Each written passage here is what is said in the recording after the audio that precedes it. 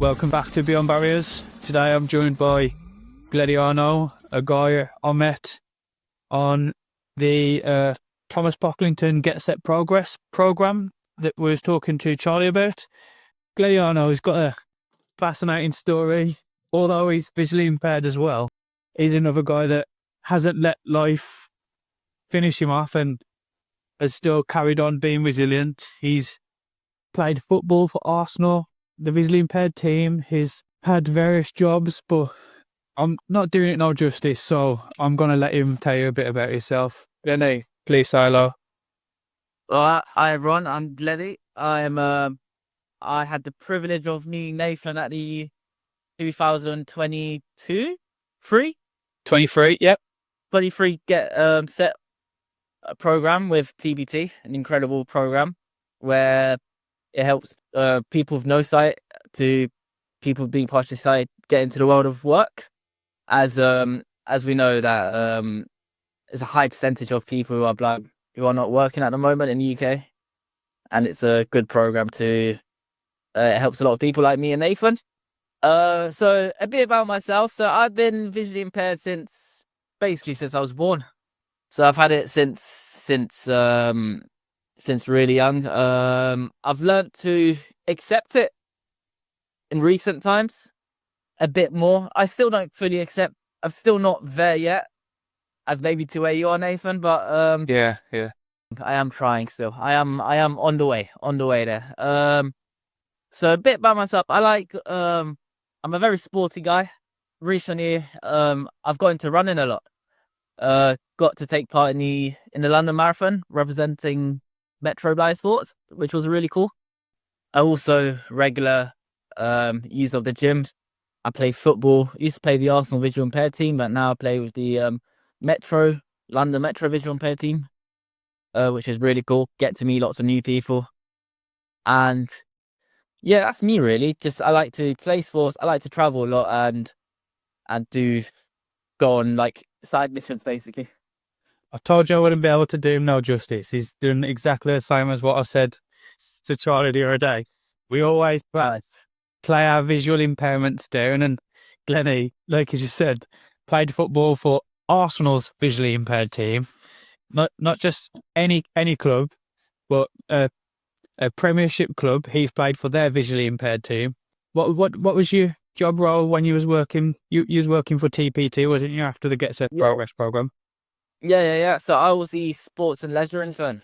So basically, to Perfect. help, to help people with visual impairment get into sport and just access sport in general, which I feel like people don't know what's out there. Yeah, definitely. Because I suppose I was telling you before, mate, when I lost my eyesight, I sold my air rifle and different things like that because I didn't know it was something that was still available to be done until getting into looking out there and finding British blind sports and seeing what things are available. But Do you still do rifle shooting?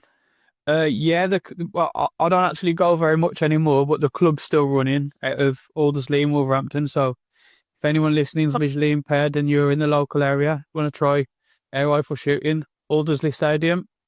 But yeah, is there a club by you, Gleni? I presume so. I'm not sure to be honest because I'm not really into rifle shooting, but I presume London has a few. Yeah. What are you doing at the minute, mate? I currently do work for my old man. Okay. He owns a renovation company, so he just like renovates houses with agencies around London, primarily in East London, in the Newham, Waltham Forest area. Okay. And I help with the invoices, the emails, and the phone calls. So you're his go-to admin guy? Yeah.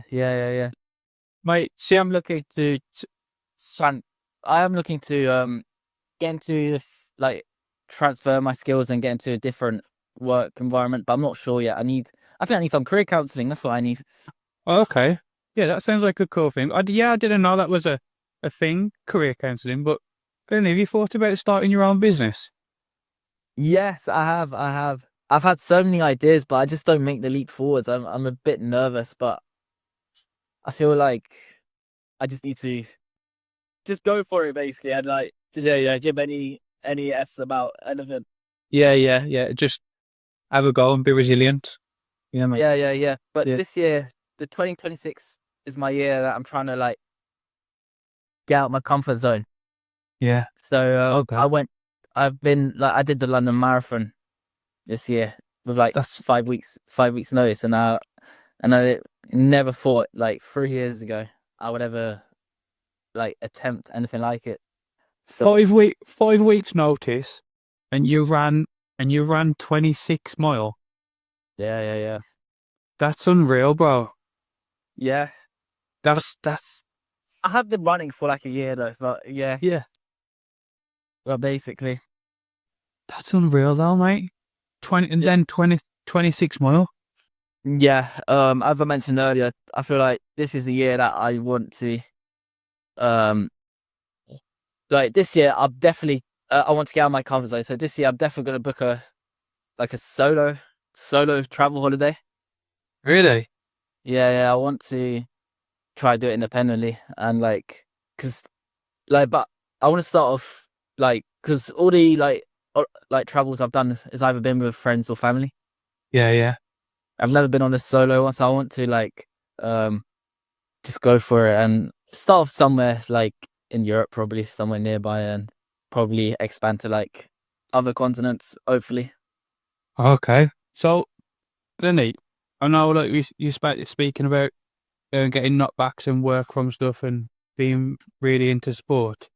Has there ever been a time where you've thought that you can't do something, but you've had to push through? Like, how did you get on the London Marathon? Did you get some way round and you thought, oh my God, I don't know if I can do this? I can't lie, exactly where I was going to go to when you started asking that question. That marathon was probably the hardest thing I've done in my life. So it's 26 miles. I don't really work in miles. That's like 42 kilometers. For kilometer, probably kilometer 30. Like if anyone that has ran the London Marathon will know, Canary Wharf onwards is like is the wall. Like it's like a term in running. Like the walls like where you Okay. hit like it's towards the like latter stages of the run. It's like where where your legs stop working. It's just more of a mental thing than a physical thing. Okay. And I honestly I had to stop 3 times. Generally there was like 50 considering like pulling up because my legs just stopped working. Yeah. But I had a guide runner, Joe. Um, Okay. really good guide. I was like following behind, and he kept like just tagging me along, telling me like keep going, you're always there. And I can't lie though, there were bits where he was telling me there's only like 3K left, but marathon was like, hey, yeah, he did help me push through though. Yeah, he did help me push through. I feel like but I was like also like I have loads of friends and family out there to watch, and I couldn't like it came up their way to come watch me, so I couldn't really. I can't. I can't give up. Nah, it wouldn't be right. Like in my head, so I just kept going and yeah, finished it. Just Did it about. feel? Was it emotional to cross the line? Uh, a little bit, but not really. I'm not really like an emotional person. I'm not like I was just more relieved it was finished than anything. No, I'd be for real. Like it didn't hit me what I'd done till like a few days later. Until your legs started hurting, really hurting. Yeah. Yeah. That's Did when I like. That's when it properly hit me. But when I finished, I was just happy it finished. Yeah. Did you have a big meal afterwards? Eat something good then. Yeah. One of my friends from my gym, Tony Ben, treated us to some roast dinner at a pub near my local area in Hackney, and a few others from the area came along and had some roast, Sunday roast, which was pretty good. Is that where you live then, Gleni? Hackney, yeah. Yeah, Hackney in East London. So, Gleni, like with your visual impairments and stuff, has there ever been a time where you've suffered with mental health or just going off that? Uh, How was it with school? so school. So with me, it's a bit different to like lots of other because I was practically like I had it since like 1 year old, babe. Yeah. So like I feel like I was fine in school. Yeah, no struggles. Uh, I had the struggles I had was probably like work, accessing work. Yeah, From primary school to secondary school, the teachers tried really hard to like cater towards my needs.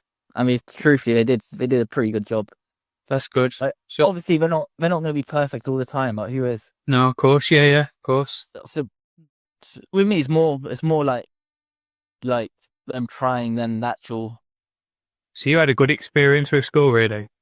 Yeah, it was pretty good Yeah, throughout my. yeah, So I went to mainstream secondary school, which is not really common with visual impaired people.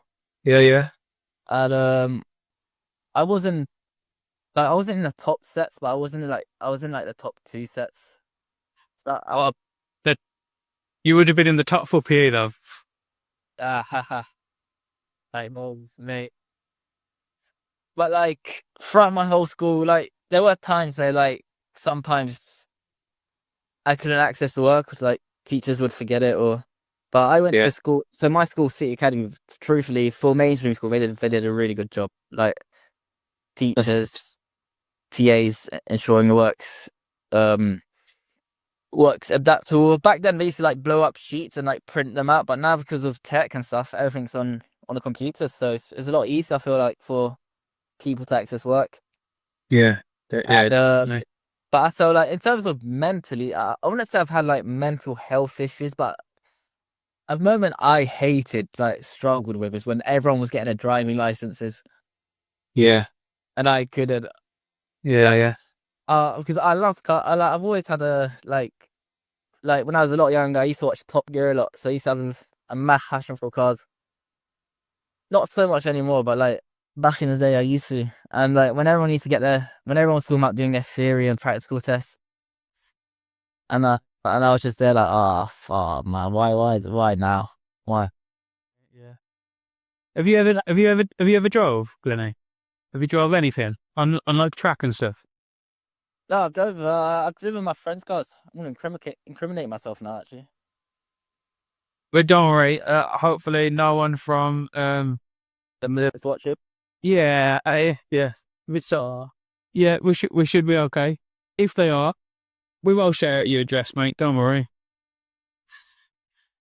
No, but I've driven cars before, yeah. The only reason I ask is there's a company called Speed for Sight, and they do track. You seen them? Seen them. I've seen they have supercars, right? Yeah, track days for visually impaired people. Track days. Yeah. I've actually was gonna do it, but I haven't got around to it yet. But I'll definitely do a session. Have you done it before?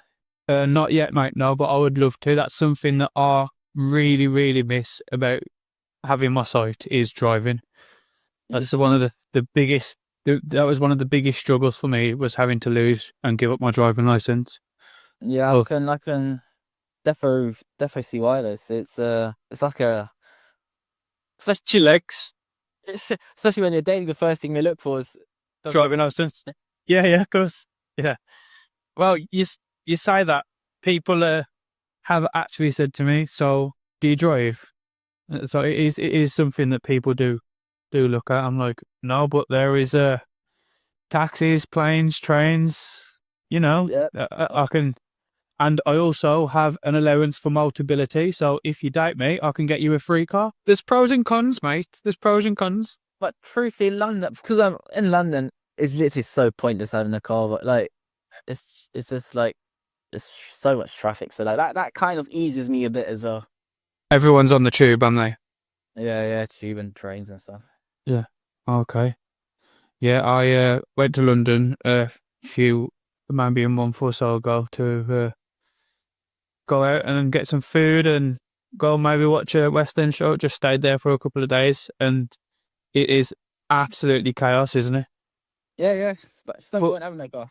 nah, for visually impaired people as well. Like everyone's really nice, like helping you on the tube and stuff, and they open the doors and there's access is really good at Euston and everything, but that it's so hard to just get about being a Get visually impaired temporary person. assistance. Yeah, yeah. Even though Yeah.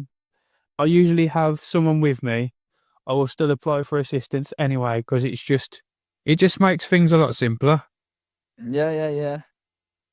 I can see why people do it. Yeah. It helps. It helps a lot. So what's the future look like for you then, Glithy? Where are you? Where are you at? Where are you going? I know you said you're going traveling. What about like work-wise? How do things look for you? Because I speak about this podcast is about resilience, and I know you've touched on um doing the London Marathon and stuff. But what's next for you? Is there an ultra in the pipeline? Maybe an Ironman or something? Oh, and I would like to get to an Ironman maybe one day. I feel like before I'm 30, I would like to have done an Ironman. I think. I'm 22 right now, so but like I would like to do an ultra. Actually, not an ultra marathon. That I think, but an Ironman seems like a goal. I want to. Not sure. I'm presuming VI people have done it in the past, but I'm saying like Yeah, definitely. it would be cool to do an Ironman. And in terms of like work, though, like I think my dream like job is just to get people VI to sport or like or like train people VI get fitter because I feel like my own like company organization just helping people VI get fitter because I feel like people VI like I don't want to like generalize or anything, but Yeah. maybe they tend to be slightly overweight in comparison to other groups because they're not as active. Due to isolation Isolation, yeah, it's a massive problem. I think isolation is high. in visually Most, impaired people. yeah, most VI people don't work, do they? No, it's a one in five, mate. Out of the 1 in 5 that works. yeah 2 point, and you probably know yourself how hard it is to get a job being a visually impaired person. I think why. It's bad enough fully sighted, let alone being visually Yeah, impaired. It's yeah, of course. so like that's what I want to do. I feel like my like I want to get people with vision impaired active. That's my.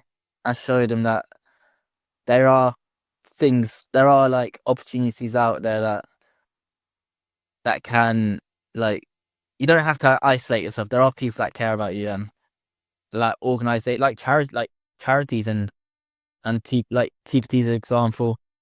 Um, London like Metro Sports, London Metro Blind Sports is an example. Like there are opportunities out there. I feel like access to information is really poor as well. People don't know what's out there, do they?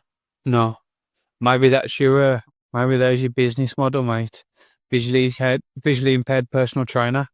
I think so. That's what I want to go to. Yeah, that sounds cool, man. I haven't heard it before, and I know there's a visually impaired person who was one of the first visually impaired boxers. He's ex-army, so British Blind Sports, and but you're saying about Metro Sports and all the other local little charities. I'm sure they're all doing stuff to help people with visual impairments get into not just sport but be active on a whole. Yeah, just like Yeah, just a change of scenery. I feel like that's what a lot of people need. yeah. Yeah, man. Is yeah, it's pretty nuts at the moment. So, do you think that's where you're headed? Then you're going to focus more on sport. Do you think Yeah. would we see Gladiardo, Gleni, Gladiano maybe in the Olympics or something in the future? Oh, I don't know about that one. Maybe, but truthfully, I'm like more of a passion like helping others rather than. Okay. But but you never know. I might get into the Paralympics. You never know.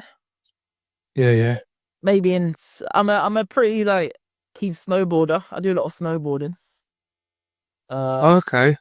yeah. Actually, there's so every year, um, every year there's a VI ski trip that people can take part in Norway, and essentially what they do is there's like a Norwegian like university that link that set up guides for like your own personal guide for people with visual impairment on a ski trip Okay.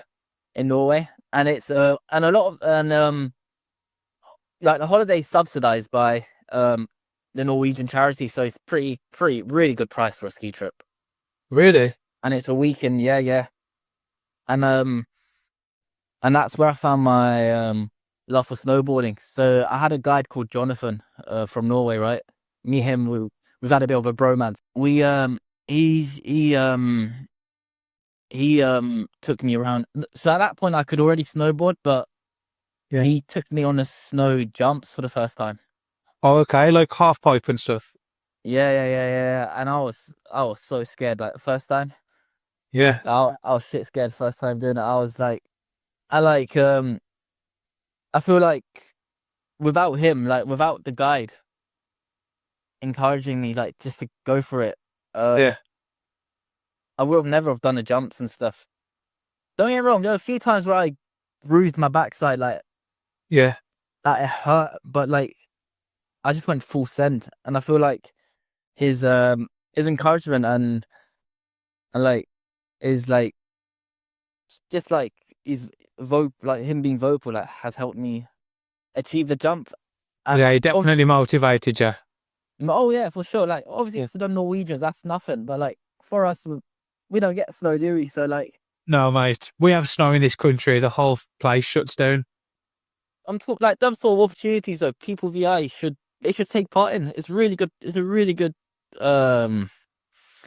it's a really good place to like it's a really good opportunity. Like there's a few other TBT members I've been and like other interns. Okay, Yeah. It's really definitely take part.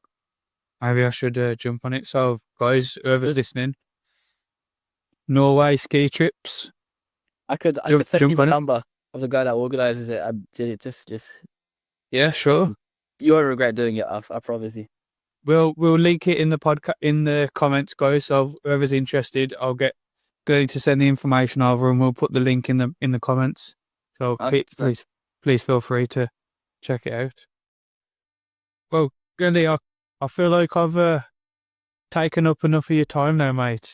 I'd like to end the podcast on someone giving a quote by what they live by, and maybe nominating someone they think would be a potential good candidate to be on the podcast, who has gone through life's trials and tribulations and still been resilient. So, one quote, mate, and a nomination, if you don't mind. A quote. Oh, it threw me on a spot there. Yeah. I say it's not much of a quote, but Okay. But like so a lot of the saying I go by like often is, "It is what it is." Yeah, it is what it is. Yeah, I like that. Do you get what I mean? Yeah, of course. Like, just go for it. It is what it is. Like, if people don't care, it is what it is. Yeah, don't worry about it. Yeah. And also, another 2 words I like to go by is full send. That's what the Norwegian guy told me, actually, so that's where I got it from. He just says full send. Well, he said something more with it, but I can't say it on the podcast because Oh, okay. Yeah. It's a little bit explicit. a little bit, yeah. But Yeah. We can guess. We'll let our imagination put it there. so I think that's the best idea. So, have you got anyone you think has been resilient, Gleni, who you'd like to nominate? And it doesn't have to be a visually impaired person. It can be anyone from anywhere: mom, dad, nan, granddad, cousin, uncle, friends, whoever you think has just he's faced some trials and tribulations in life, and he would be a good, or she, or they would be a good fit. I'm not sure they face trials of but like I know this person. She plays for the blind England football team. Oh, okay. And she's pretty active like myself. So I feel like she'd be. Her name's Meg. Meg. Yeah. Well, Meg, if you're listening, or Gleni will pass my details on to you. Please get in touch because we'd love to hear your story. Yeah, I feel like she would definitely give you a good. She'll definitely give you a good podcast. I think better than mine probably. Mate, we've all got a story. Well, thank you, Gleni. It's been great to catch up, mate, and it's been a long time. So next time I'm in London, we'll catch up properly. Everyone, Gleni, thank you very much, mate. It's been great. Thanks, everyone. Cheers. Bye, mate. Bye, mate. Thank you.